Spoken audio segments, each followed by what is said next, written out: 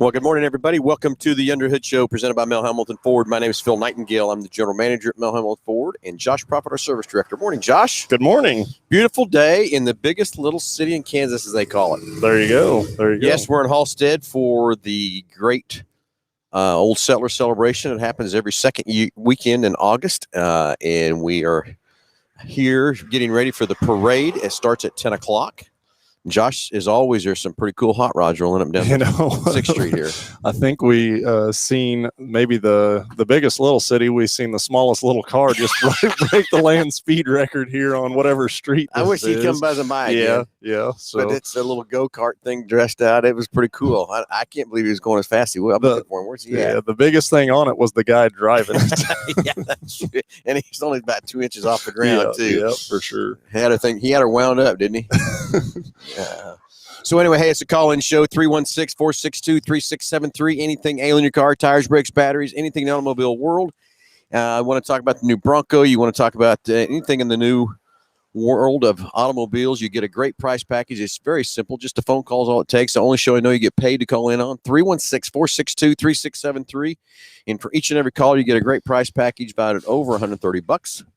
And as always, Josh, what's in that great package we give away? So we're going to send it out to you, but it's going to consist of the works, which is an oil change and tire rotation. We use Motorcraft oil and filter products at the big corner. You're also going to complete, we're also going to complete a multi-point inspection on your vehicle, just checking over the brakes, tires, steering, suspension, all the safety-related components, making sure that vehicle is geared up and ready to go for that next 5,000 miles of driving. You'll receive $10 to Mel's Diner, so you can get yourself something to eat and drink while you're with us at the big corner. And complete nitrogen for your tires, so you get all the great benefits that nitrogen has to offer, as well as a BG products package, which is going to consist of a can of MOA or motor oil additive for your engine oil, and then a can of CF5 for your fuel system. Again, just getting that vehicle geared up and ready to go for that next 5,000 miles of driving. All right, so 316-462-3673. That's the main dealership number. The girls will answer the phone. Tell them you're ready to call into the show, and they'll transfer you over to us and get you on the phone here with us and answer anything ailing your car, whatever you want to talk about in the automobile world from that part. Once again, we're here in Halstead for the Old Settler celebration, and also headed up here at 10 o'clock, the big parade. Can't wait to see some more hot rods rolling through here, Josh, but and the airplane's going to be flying. I've seen a few of them flying over a little bit ago. That's a tribute to Bob Hall. I don't know how many years they've been doing it. Quite a few years. The plane's been flying over. Yeah, we were talking about how many years we've been up here, and I think it's been at least 10. I don't know. Time flies sometimes. Time flies. You're having fun. There's no lightning truck. Yeah. Very cool. Yeah, here comes. It's just no truck. Just no pickup. Just an old pickup. Just a pickup coming right now. So you'll see what I mean here. Just say, just a pickup. It's not truck. It's pickup, Josh. See what I mean? Just a pickup. Oh, yeah, there you go. Yep. Yes, so anyway, a lot of exciting things happened this week back at the store. Got the first Bronco that came in. Finally, very, very excited to see that and get that on the showroom for sure. So I think there's still time if you wanna see one live and in person and take a look at it. It's going to be at the store till probably Monday. Noon Monday. Okay. So yeah, get out there today or till noon Monday to check it out. Cyber orange, and I love the color. Yeah. Love the color. It's more yellow to me than orange, but it's a beautiful truck. Not many of them has hit the streets yet, so it's exciting to have that. And I think the first owner is going to be very, very happy to have that thing. He's already slid by and checked it out, and the reason it's still there is he had a trip to go on, so he left it with us to be able to show off and everything else like that too. So if you want to see a full-size Bronco, you need to come out to the store and check that out. And the next thing is, yesterday we had a big press conference there at the store. Yeah, we had that going on. Look at all the old Jeeps coming by, Josh. I wonder if they're getting on the camera. Yeah, they are getting on the camera. That is cool. As they go by, they will get on the camera with all the hot rods and stuff. But anyway, yeah, we had a press conference, and all the Wichita auto dealers are joining together to help this catalytic converter situation getting stolen. There's so many converters getting stolen, even on our lot. We just had some this week get stolen off our lot again. So they're trying to do a little task force and try to head this thing off. And I'm going to tell you, Josh, I know the guys that are stealing them is terrible, but I'm going to tell you, I'm putting it right up there. The guys that are buying them are just as terrible for buying these stolen products and everything else from that. They need to go to jail just like the thieves are going to jail for buying these converters and everything else too. And so I hope this task force is going to be good. We set up a deal to basically how do you want to say it? Brand the I'm going to converters? say etch. Yeah, it's a metal etching process is how it works. And so basically we'll etch a unique a number that on a web page is registered to your VIN number and your name and all that stuff. And so if it comes up later, they're able to track where it came from. Yeah, and then we can track it back to who's, kind of from that part. And then the next thing is some people's talked about, what if they just go ahead and grind that off? Well, I hope the guys that are the legit salvage yards will know that they can see that those things have been ground off and know to do that. And I know there's some great people out there in the salvage yard business that do an honest business, everything else like that. And that's why I say the guys that are actually buying these converters and know they're stolen and giving the money for them, they need to go to jail just as bad and everything else too. So if I guess that gets ground off, they'll be able to tell it real easy. It's a simple process. What did you think it took you to put it on there? Just literally maybe a couple minutes to get it on there. And, the biggest thing is just taking caution because you are working around an area that has heat in it and stuff like that. And then, wearing probably proper rubber gloves on the etching chemical that they use to etch the sticker onto the converter. But other than that, yeah, very, very simple and easy process to put it on. I think this is step one of many steps we got to take to help this. I don't know if this is going to stop the situation. I think it is going to slow down the situation from that part. It's kind of like the police. These guys are brave. I mean, they will come out in broad daylight and slide in their car and cut a converter off and go. And in a busy parking lot. I mean, it's crazy how bold and they're just brave to get out there to try to cut these things off. And I think a lot of it is too, Josh, is we just haven't done enough to stop them and put enough laws in place to stop them and everything else from that part too. So, my biggest thing with it is that the financial gain for the person that's cutting it off is compared to the cost of what it costs the victim on what it takes to fix these cars and replace these cars and stuff like that is crazy. Yeah, no, I agree with you 100% too, Josh. It's like I said, I blame the guys that are buying these converters and paying the money for them more than I blame the people that are actually stealing them. Both of them need to go to jail. They both need to be put away for a while or have some serious fines or something on the situation for all this damage that's done. I mean, I'd hate to guess at how many converters we've had stolen off of our lot, let alone all the lots around just the Wichita area. But this is a nationwide problem. It's not just here in Wichita or anything else like that. It's a nationwide problem where these converters are getting stolen and stuff too. And I guess there's some precious metals in there that are worth a lot of money, and maybe that's what needs to happen. They need to quit giving the money for that metal that's in those converters, and maybe that'd slow this process down too. But from that part, so. Anyway, morning, James Furman. How are you, buddy? So, hey, let's get the phones ringing. 316-462-3673. And love to take your questions and get a great price package valued over $130 for anything you want to talk about in the automobile world. We don't care. Just bring it up, talk to us, and we'll have some fun with it and have some great questions and stuff, too. So, 316-462-3673. So we had the Bronco that showed up, and we were able to do that. And then we had that press conference, which I think that went very well as well. But then in addition to that, we had the Maverick show up there on the showroom That's floor. That's we're going to talk about too, yes. Morning, Delbert. How are you, Delbert? Yeah, that Maverick guy, subcompact truck, I guess is what you'd call it. Yeah. It's a little bit smaller than the Ranger from that style. It starts at $19,995, so that's a great price point. Of course, there's still shipping and stuff on top of that too, so about $21,000. What I was blown away most about it, it's a good-looking truck. Yeah. But it's got more interior room than the Ranger. So that's what's crazy to me about it. But a lot of neat features. They've come up with a lot of neat ideas for the inside of that truck and everything else, too. Just can't wait to get them. We've got about 7 of them in production right now. So we'll see them, what they're telling us, somewhere in October is when we're going to see them. I don't know why it takes some. I'm sure the first line of production is real slow getting it up and running and all that kind of stuff, too. But that truck really impressed me. Once I knew it was going to be pretty cool. But even cooler now that I got to see it in person and everything else too. Look at this little hot rod. I'm not sure what class you put that in. How about 4-wheel class? Where do you go? At a Volkswagen. Here he is. He's coming back around. He took the body off of it. It's what he did. Yeah, a little dune buggy, I'm guessing. Yeah, that's a pretty neat little ride there for sure. I bet it's got a nice ride. What do you think, Josh? I like the windshield. Yeah. Windshield's pretty tough too, isn't it? Very interesting. Yeah. So anyway, can't wait to get the Maverick here. I think it's going to be a cool little truck for everybody. It's another segment we didn't have with Ford.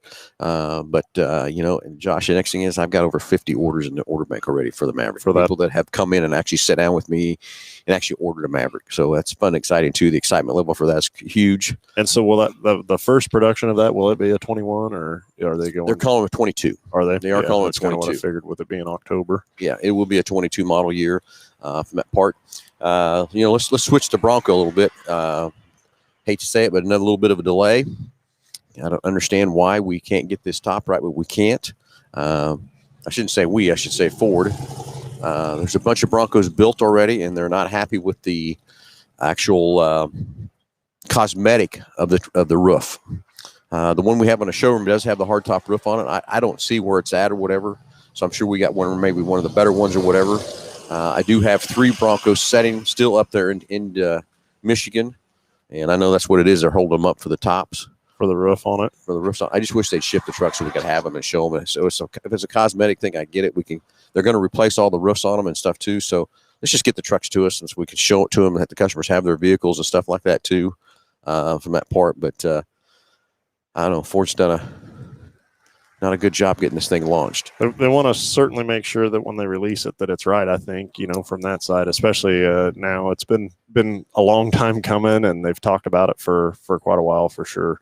But what I will say, man, that it looks pretty tough sitting up there. So, yeah, they're definitely going after that Jeep Wrangler market for sure. And yeah. Once they start hitting a flow of traffic, it's going to be tough for Jeep. It is. I think it is too. It's going to take a little bit for us to get caught up here with everything for production, that kind of stuff. But I do, Josh, you and I went down to Austin and drove them all that rough terrain and all that kind of stuff, and high speed courses, slow speed courses, and all that stuff.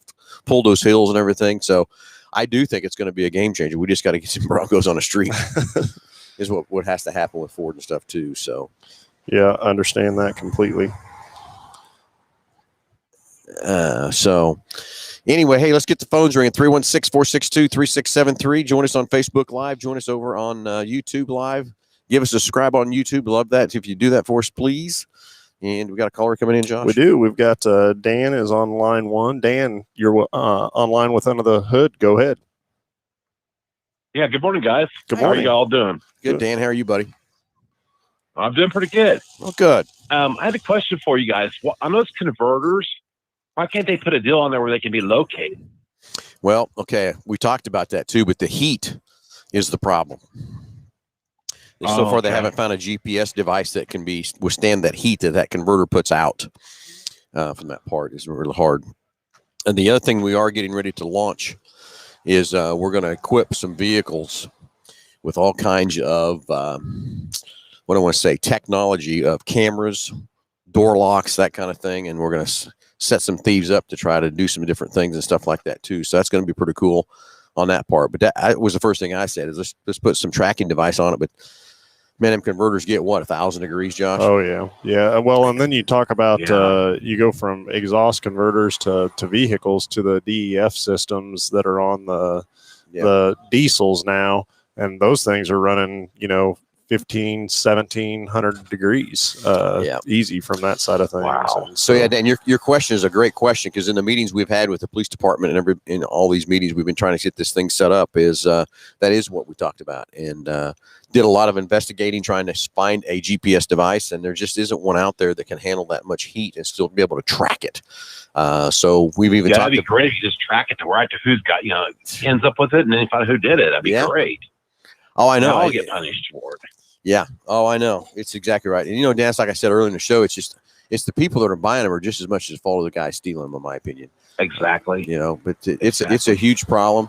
And I don't know if the other aspect is go take this metal that they're trying to get in there and not make it worth so much money. I guess that's the other thing. I don't know how you do that or whatever. Yeah, but just make no value to it.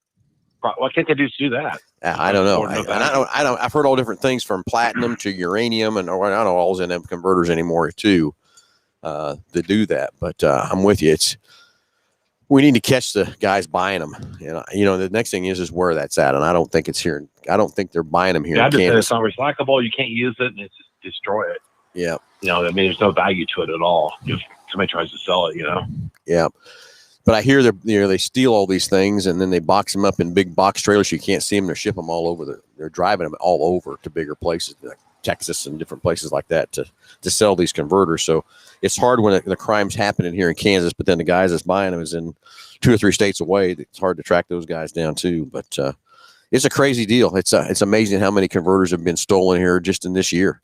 And the worst part about it, that's how many. Yeah, well, just the cost to the individual it happens to would be tremendous.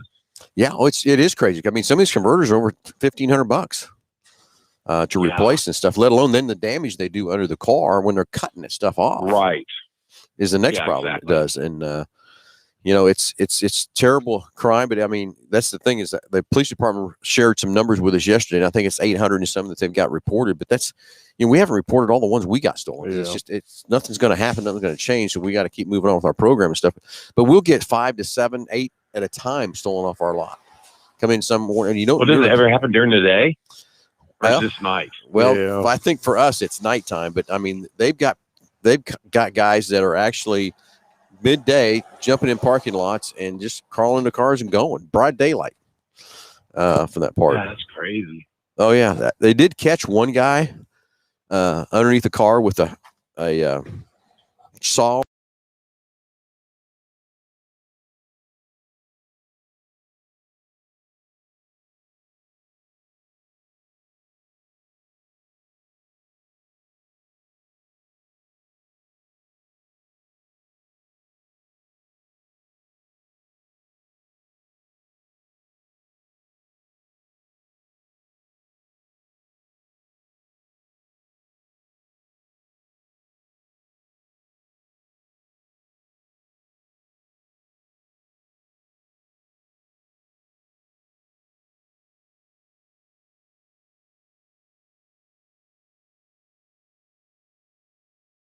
Yeah, you're still going. Okay, we're back up, and we lost Dan and stuff. No, he's still there. Dan, you still there? I'm still here. Yeah.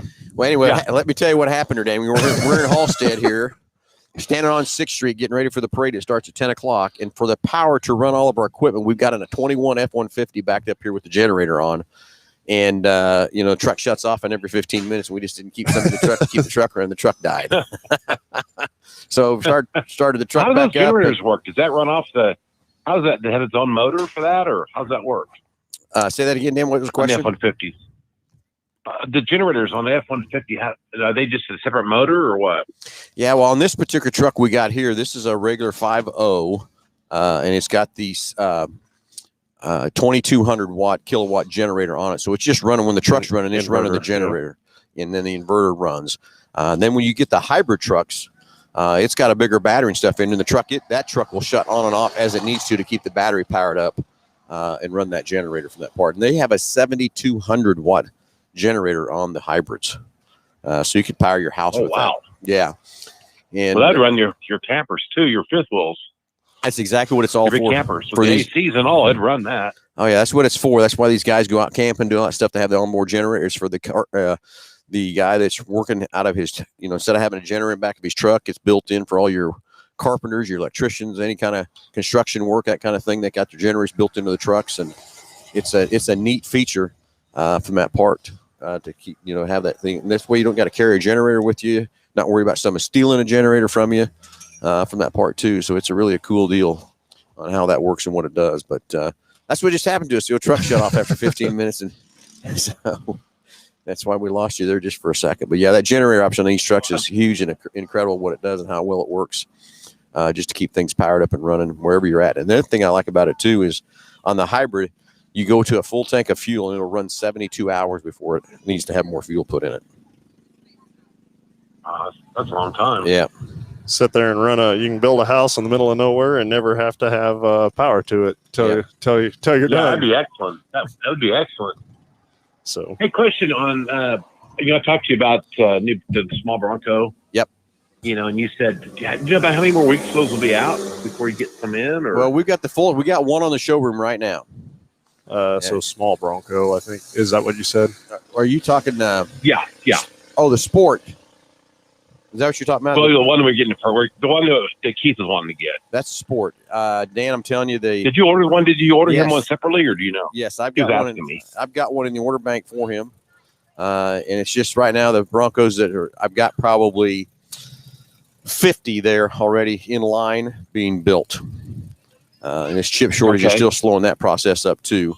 I think I got 15 or 16 on the web page that are coming. They're all sold from that part, but it's just a slow process. He said he just turned 30,000 on his car, and he's wondering how much longer you thought it'd be. Probably. You know, when I get back in the store on Monday, I'll see if I can get an idea when I think it'll be here for him. Okay. That'd be. But this chip shortage is still kind of holding us all up quite a bit, and everything else too, for what it's taken to get these things in or get these cars built. Do you think that will get back to normal? Dan, I'm going to tell you, across the board. I know all the companies are having problems. I know.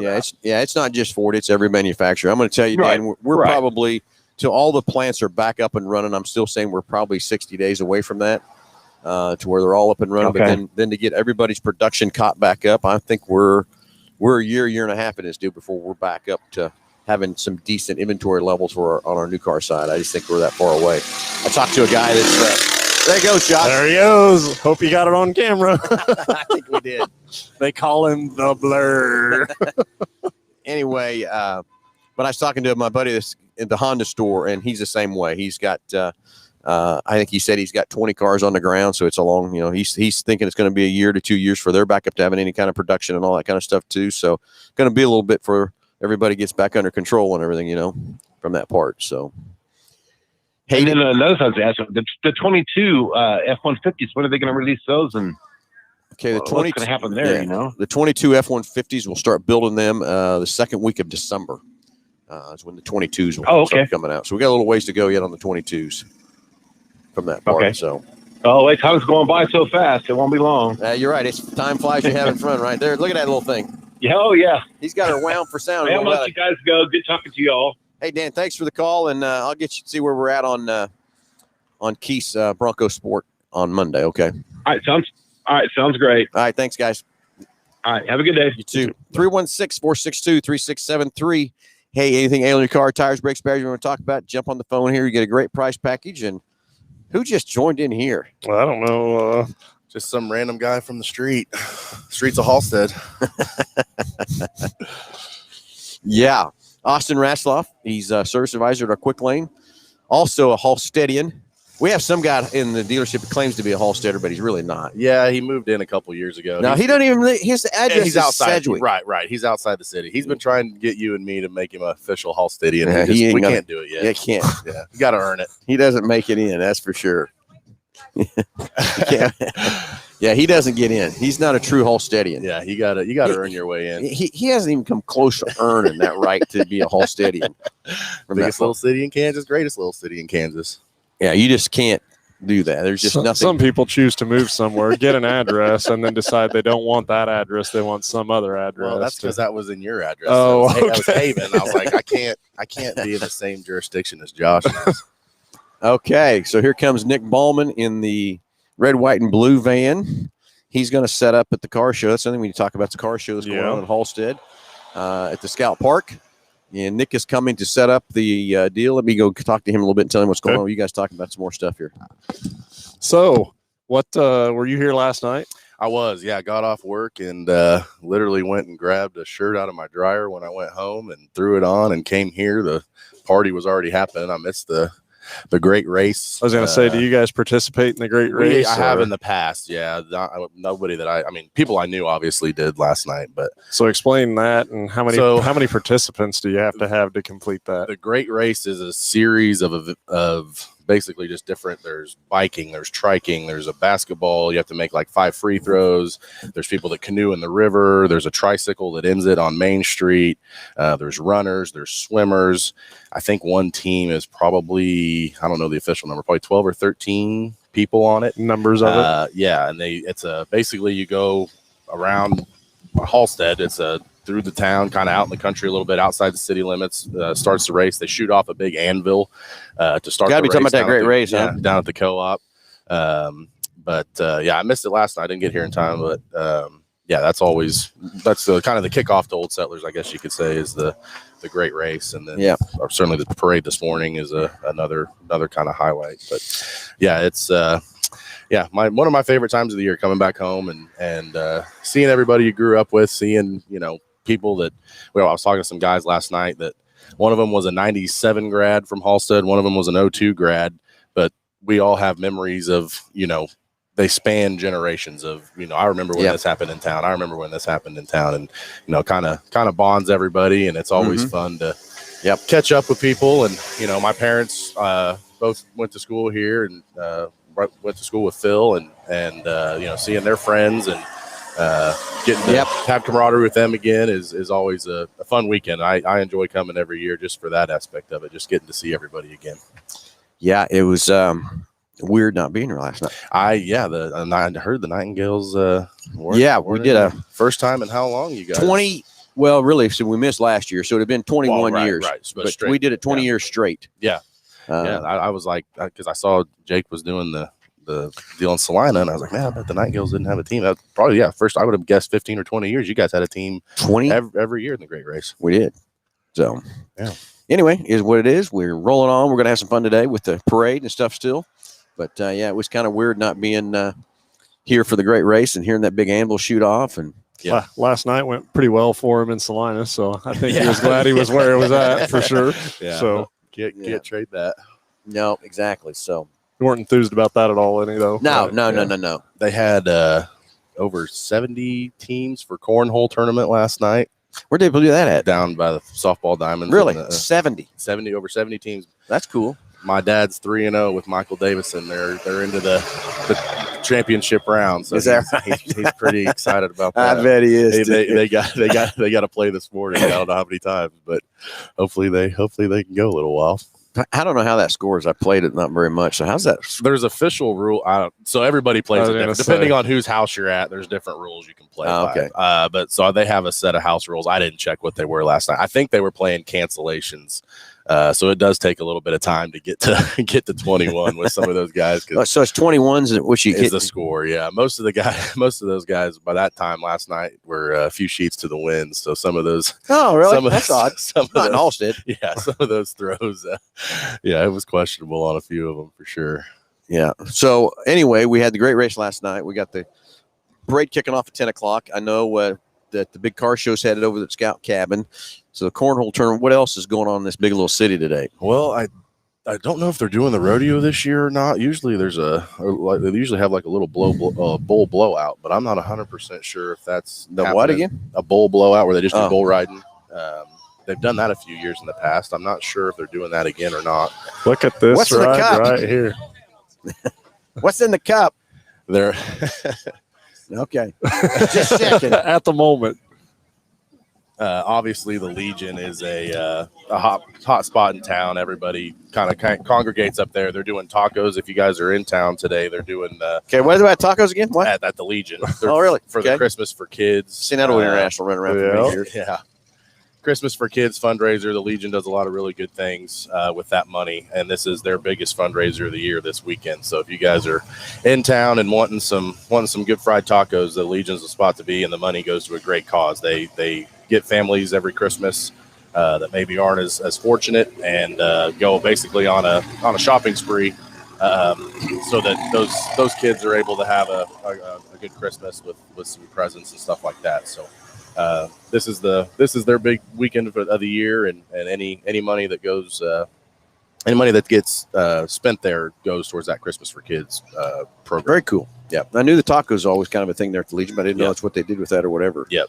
So that starts at 11. It's right after the parade. So if you're down at the parade and ready to eat, you can head on over to Legion. They'll be serving them right after the parade's over. And the car show kicks off shortly after the parade, right? Yep. I think it's really kind of going right now. I mean, they're registering up and everything down there at the Scout Cabin and stuff. Yeah, most of the cars that run through the parade, they go right through the parade, right into the Scout Park, and get set up there. So, yeah, a lot of stuff going on this weekend. There's plenty of activities.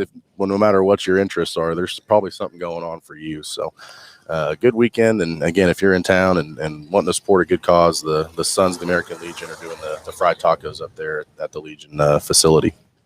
Yeah. Anyway, and then Nick Ballman is just pulled up. I went and talked to him. He's getting set up a booth at the cabin. At the Scout Park for the car show. I got to tell you about that old black car right there. You know whose car LTD? you know whose car that used to be? Who? That black car that car's been a staple this town for as long as I can remember. Vic Chesky, that was his car. Yeah. Lives up and there. yeah, I used to service on that thing all the time. And back in the day when you had to do points, plugs, and condensers for a tune-up and all that kind of good stuff and everything. I remember doing that quite a few times. That car, Vic drove that car everywhere. And then I don't know who's got it now. I couldn't see who that was that went in here, but that car's been. I bet Vic bought it brand new, and it's been in this town ever since. So it's a '65. Yeah. LTD. But it Gorgeous was car. back in the day. It was a beautiful car. It was pretty cool and stuff too. So it's neat to see all these hot rods coming out and everything you see once a year. You know, I'm looking for Vern Ediger's Studebakers. Yeah, I wonder. I'm sure he's going to have him in the car show somewhere. Yeah, there's been a little bit ago. There's probably 10 minutes ago. There was a good whole group of cars come rolling by here and stuff too. So from that part. So anyway, 316-462-3673. Hey, let's get the phones ringing. Let's get on the phone here. Answer any questions you want. Talk about anything going on here at the big Halstead Old Sellers. Anything in the automobile world. We'll love to take your questions and give you a great price package about over $130. So. Anyway, everybody's getting lined up here for the parade. Looks like it's always a big parade. Our ice cream truck will be here shortly to hand out some ice cream stuff down through the parade. Someone's going to be shooting some T-shirts out the back of this big old army deuce here. Not sure who's going to be doing that or whatever. I usually take over those duties. Do you? Yeah. Take over. You can't handle that big gun. Yeah. You're funny. You're funny. I usually have it until he sees my dad in the crowd. Then he takes it and beams one right at him. Well, he started the war, if you don't remember. He tried to fire one back at me. Is what he tried to do one year, and that's all it took. That's all it took. Oh, brought his own gun? No, Phil shot it at him, and Dad caught it and then threw it back. Yeah. Yeah. So he thought he was being pretty cocky there too. So instead of shooting it up, Josh, I was pointing like a pistol. Yeah, he aims it right at Dad. Doesn't shoot it in the air. He aims it right at Dad. Sent one right over Carolyn Williams' head one year to get to Dad. It was. Yeah, that was pretty cool too. I kind of thought that was kind of funny. It was. I think I might have hit her. It went. I mean, the hair. Yeah, you were real close. So you get to him, and then the crowd just scatters. Well, that's what. So now, when they see us turn the corner, anybody standing next to Dad does take about 2 steps back because they're waiting. They're waiting. Of course, is he going to be doing the cornhole thing? Is he going to be in? I don't know if that's during this or not, but he was looking for my wife and has my kids down there at one spot, so they were going to look and try to find them for the kitty parade. But I don't know if he's got to play cornhole during the big parade or not. We'll have Deuce and T-shirt gun will travel. We'll do a drive-by at the cornhole tournament. We'll go down to the softball diamonds and hunt him down. Yeah, where's he at? I see all these scouts running around, Josh. I should have got my dad's scout out and brought it. That's what I should have done. I thought of this morning when we were driving by and I seen a couple of them. I was like, oh, crap. Yeah, and I should have probably got Jake's farm all out too and brought it in here too. Yeah. It's been a few years since I brought that farm all. And now Jake's finally big enough where he can actually drive it. When he first got it, he couldn't drive it. His legs weren't long enough to push the clutch and everything. Yeah, it's cool coming into town from outside because you know where they're going when you see those classic tractors, those classic cars coming in from outside of town. They're headed here because this is the place on Saturday morning for sure. Yep. It's going to be some beautiful weather. I was worried about the rain for a little bit, but not anymore. Looks like it's going to be great. Here comes the ice cream truck rolling in, getting ready to go. They're here a little early, but that's okay. So hope everybody's coming to the big city, the biggest little city in Kansas. Is that still on the elevator down there? It's still on the elevator. They repainted it, I think. Yeah. See, Josh, I know if it's on the elevator, it's got to be true. It's got to be true. Yeah. Oh, yeah, it's got to be true. The other thing I'm really loving a lot, too, guys, is how many Mel Helmet Ford tags I'm seeing in the cars. That's the other thing I'm really loving the heck out of. Yeah, the town is loyal. There's no doubt about that. Anyway, ice cream truck just got here, so the girl's getting ready there. We'll get that in line here and stuff, too. So, anyway, 316-462-3673. Hey, let's get the phones ringing. Anything ailing your car, tires, brakes, batteries, anything at all. We'd love to talk to you and give you the great price package. Oh, we rewrapped the ice cream trucks. You got a little different. And Mark's going to. Yeah. So that was my son's biggest concern. He's 3. Dad, is the ice cream truck coming? Okay, yep, Josh, got a couple callers, buddy. Do we? Yep. Okay. I don't know what Mark thinks he's doing here, but we'll figure that out with the ice cream truck. I'll get them patched through. So your son's worried where the ice cream truck's going to be here, huh? Oh, that was his. When I told him I was going to be in the parade, he's like, "Well, you have the ice cream truck?" I said, "Well, I won't, but it'll be there." Oh yeah, can't mess up the ice cream truck. And here comes old Mr. Weber in that old Dodge truck. Here's another thing that's been a staple of this town for a long time, Josh. This old Dodge truck right here. Oh yeah. and it's I think that's a Plymouth. It is. It's a Plymouth. It is a Plymouth. And I don't know how many years they made those Plymouth trucks, but it's been a while since that Plymouth had made trucks. But that is an old Plymouth truck. Mr. Weber is a Mopar fan, Josh. There you he go. lives and breathes the Mopars. That's I don't know from that part, but yeah, I knew there was something weird about that truck. But it's a Plymouth. Good morning, Mark. You're on live with Under the Hood. Go ahead. Hey, good morning. How are things for you this morning? I have a 2000 Mazda MPV, and I know this thing should have been smashed a long time ago. Okay. But on the neutral safety switch, or this is the symptoms. Let's see. No shift indicator, odometer quit working, speedometer quit working, and the radio quit working, all at the same time. And the transmission is stays in second gear. You can put it all the way down to first, and it'll go in first, and then shift it manually into second, but it stays there. I don't know. Some people say, look for fuses. I've done that. I don't seem to find anything. And I know it's hard to diagnose something over the phone, Sure. So what do you think? Do you ever hear that? I've seen a posting about another guy having the same symptoms. So this might not be unusual. Well, so a couple questions that I would have is, one, does this just intermittently not work? And then does it come and go, or it doesn't work at all the time, or? No, these symptoms are permanent. They're permanent symptoms. Okay. And then as far as going through, and, as far as going through and, go ahead. Sorry. I've got one of these old cheap diagnostic tools, but there's no codes. No codes in anything. So one of them. Yeah. Well, I think there was one. It was, the oxygen sensor. Yeah. So with you having multiple different issues through different circuits, it sounds to me like it's not necessarily a specific fuse, but maybe a power source that feeds several fuses. And so coming from like an ignition switch or a maximum fuse that puts power to multiple different other fuses.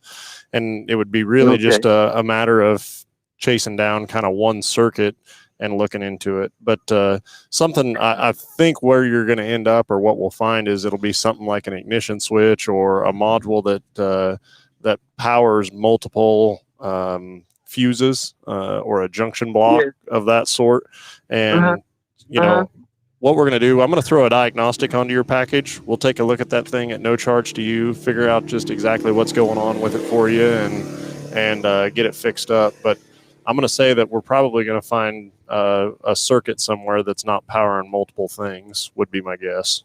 Yeah. Okay. Yeah. It's kind of hard to imagine that all these are related, like the radio and the odometer, I mean, really, so. Yeah, with it all, with everything going out all at one time like that, I'm guessing it's got to be connected, and it's going to be a power source or a ground somewhere that's defective, that's causing this issue. But again, we'll throw that diagnostic onto your package and get it, take a look at it for you at no charge. So, okay.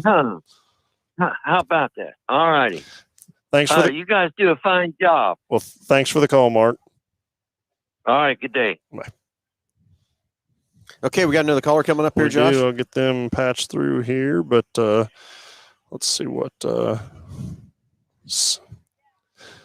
And then I'm sure on his issue that there's something going on somewhere. Yeah, there's something going on somewhere that's a power junction or something like that that's not supplying power to multiple things for sure. So let's go to the phones and let's talk to Jordan. Jordan, you're on live with Under the Hood. Go ahead.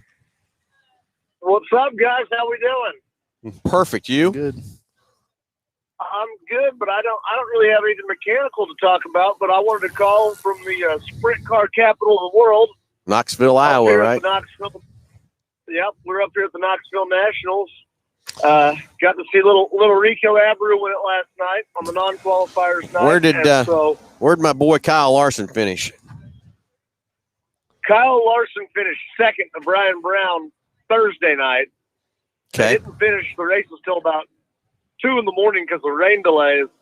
And it goes on a point system up here. So you get points for everything you do, heat race, time trials, and Larson is sitting, I believe, second row inside after a second place run. So is tonight the finale? Tonight's the finale. How many cars are there? They start with about 170, but they'll whittle it down to 30 for the A main. They'll start 30 in the main event. How big's the track in Knoxville? It's a half mile. Half mile. Anyway, my buddy Craig. Half mile. Yeah, my buddy Craig Delansky come by us. Yeah, go. Go ahead, Jordan. Oh, I was going to say it's a half mile track, and it's got a wall all the way around it. Wall, suite, the National Sprint Car Hall of Fame. It's a cool place. Banked and everything, probably too, huh? It's actually flat as a pancake. That's what makes it really neat and racy. It's not very banked. Not very banked at all. Usually flat. Usually flat.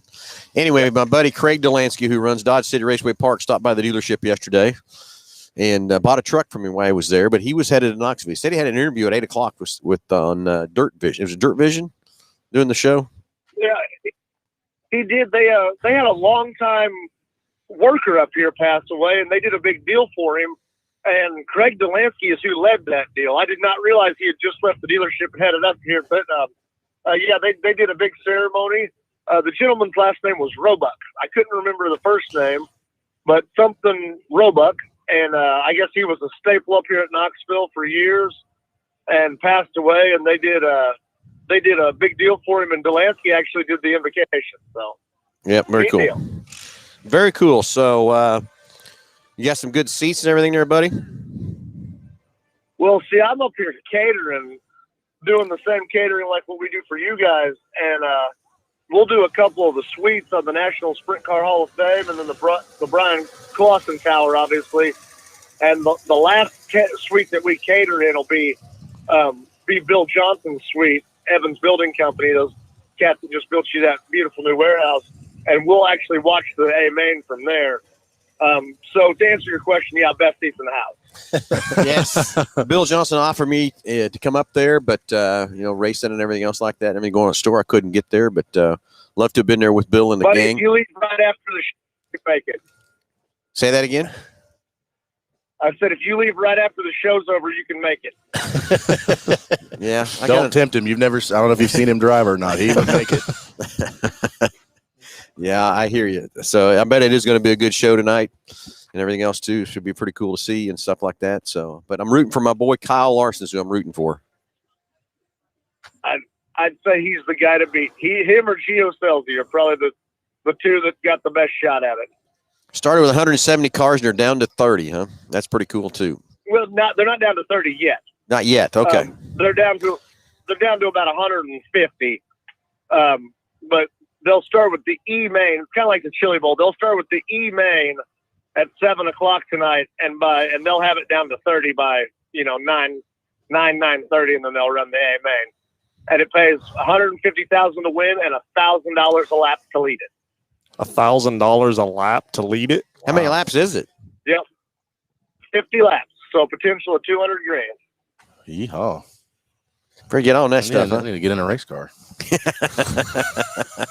Because that's all you got to do is get in it, and it's almost your money. Yeah. No training or anything. Yeah, and the thing about these trucks, these cars, they are sprint cars. They weigh what, 1,200 pounds? 1,200 pounds with a driver in them. You got to be darn near brain dead to get in one. That's not me, then. Dang it. 410 cubic inches, and the horsepower is about 1,000 horsepower. Jeez, good night. Right? 1,000 horsepower. Yeah. Fuel injected. You sit in it like you're sitting on the can. Yes, and that's true.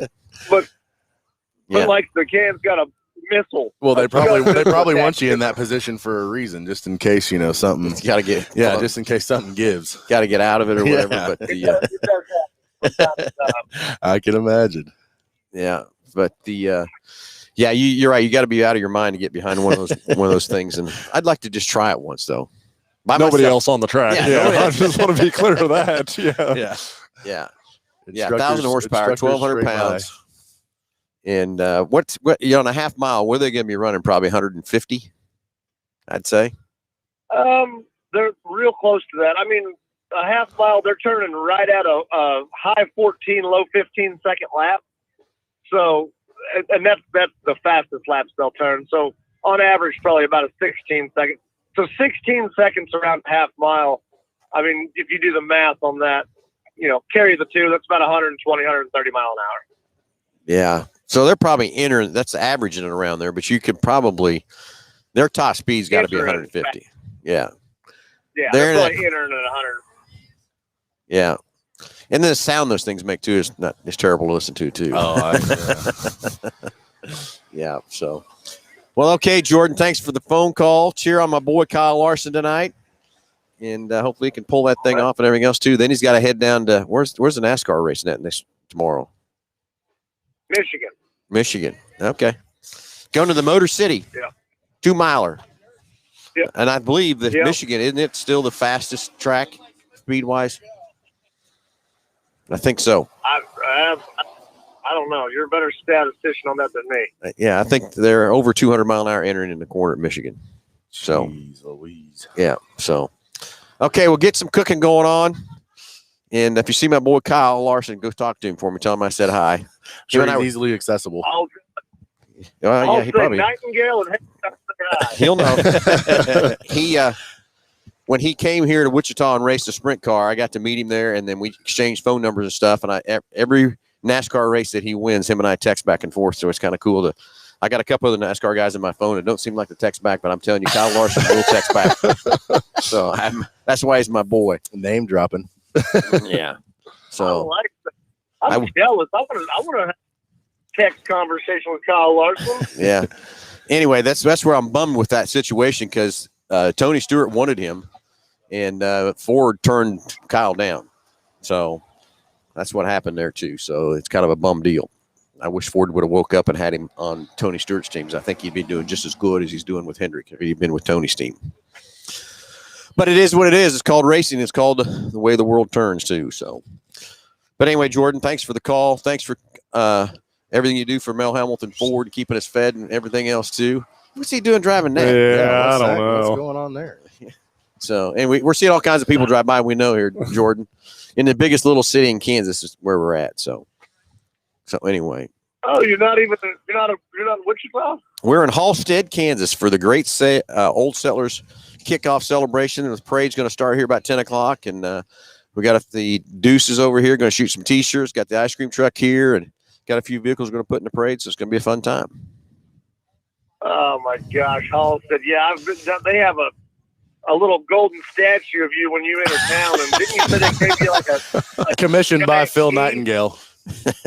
You're funny. Yeah, you're real funny. He told me they gave you a big old giant key one time. Yeah, hang up on him. Okay, all right. Well, have a good one. See you, Jordan. See you, buddy. Oh, he's too funny. See you, buddy. He's too funny. Anyway, Josh, by the time to recap it up here, coming out of the one more caller. Yeah, we're going to try and get them patched through. But yeah, if you want to start the recap while they're doing that, getting them patched through. Okay, we'll get John on the line he's here. Still here with us, or I bet he is. Who's this other cat standing over here? Don't want to get on camera. Well, with that mug, why would you? If that's what you had to bring to the table, huh? Got a face for radio. Hey, it makes those shorts in men's sizes. Oh, he's going to get on a camera. Now he's going to come over. Come on in. This is Kelly Hambelton. You prodded the bear. He is a Halsteader, too. Well, he's like Robert Kinney. His address is Sedgwick. Yeah, but he grew up here. At least he graduated from Halstead. He did. That's true. That's true. Yeah. So, yeah, you're going to get on the air with us, huh? You're live with John. John, you're live with Under the Hood. Go ahead. Yeah, I have a 2011 Chevy Aveo LT5, and recently changed my spark plugs, and I still have a check engine light, and it's idle still, and the engine shakes from time to time.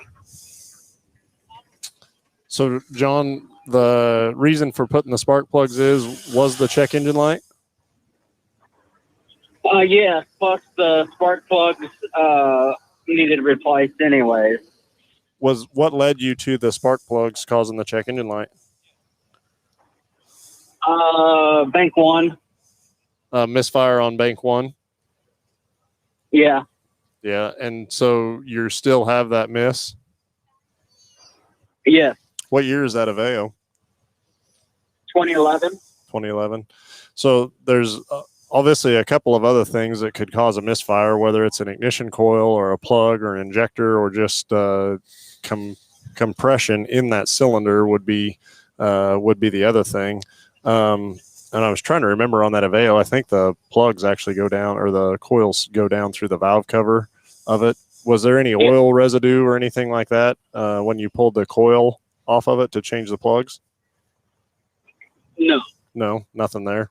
And so a couple of things as far as just ease of operation would be to move the ignition coils from one cylinder to another. They're all the same part, and see if that miss actually moves, and then that would indicate that it could be the ignition coil. The other thing, you could do the same thing with an injector and see if that miss moves from one cylinder to the other. But what we're going to do for you calling into the show today, we're going to throw a diagnostic onto your package, and we'll take a look at that thing at no charge to you and figure out just exactly what is causing that check engine light. There's a lot of other ways to monitor that miss with the proper equipment and scan tools and stuff like that takes a little bit of the guesswork out of it, I guess. Okay.